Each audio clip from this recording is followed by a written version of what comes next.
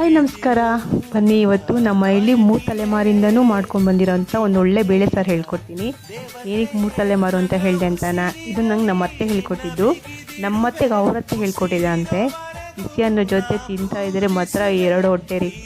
ಎಷ್ಟು ಚೆನ್ನಾಗಿರುತ್ತೆ ಗೊತ್ತಾ. ಇದು ಹೆಂಗೆ ಮಾಡೋದು ಅಂತ ತೋರಿಸ್ತೀನಿ. ಕುಕ್ಕರಿಗೆ ತೊಗರಿಬೇಳೆ, ಅರಿಶಿಣದ ಪುಡಿ, ಇಂಗು, ಇಲ್ಲಿನ ಸಾಂಬಾರು ಈರುಳ್ಳಿನ ಸಣ್ಣ ಸಣ್ಣ ಕಟ್ ಮಾಡ್ಕೊಂಡಿದ್ದೀನಿ. ಹಾಗೆ ಟೊಮೆಟೊನೂ ಸಣ್ಣ ಕಟ್ ಮಾಡಿಕೊಂಡು, ಆಲೂಗಡ್ಡೆ, 1 ಬದನೆಕಾಯಿ 2 ಸಣ್ಣದಾಗಿ ಕಟ್ ಮಾಡಿಕೊಂಡು, 4-5 ಹೆಸರು ಬೆಳ್ಳುಳ್ಳಿ, ಹಸಿಮೆಣಸಿನ್ಕಾಯಿ ಹಾಕ್ಬಿಟ್ಟು 1 ಲೋಟ ನೀರು ಹಾಕಿ ಒಂದು 5 ವಿಷಲ್ ಕೂಗಿಸ್ಕೊಬೇಕು.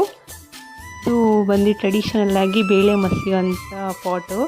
ಅಂದರೆ ಇದು ಮಡಿಕೆ ಥರನೇ ಕಾಣ್ತಿದೆ, ಅದೇ ಮಡಿಕೆ ಅಲ್ಲ. ಇದು ಒಳಗಡೆ ಕಲ್ಲಿರುತ್ತೆ. ಇದನ್ನು ತಮಿಳಲ್ಲಿ ಪಾಮ್ ಚಟ್ಟಿ ಅಂತ ಕರೀತಾರೆ, ಕನ್ನಡದಲ್ಲಿ ಏನು ಕರೀತಾರೆ ಅಂತ ನಂಗೆ ಗೊತ್ತಿಲ್ಲ. ನಿಮ್ಗೆ ಯಾರಿಗಾದ್ರು ಗೊತ್ತಿದೆ ಕಮೆಂಟ್ ಮಾಡಿ.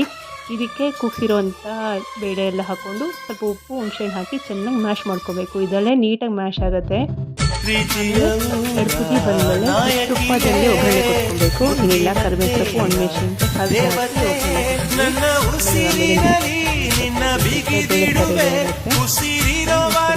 ಬಾಯಿ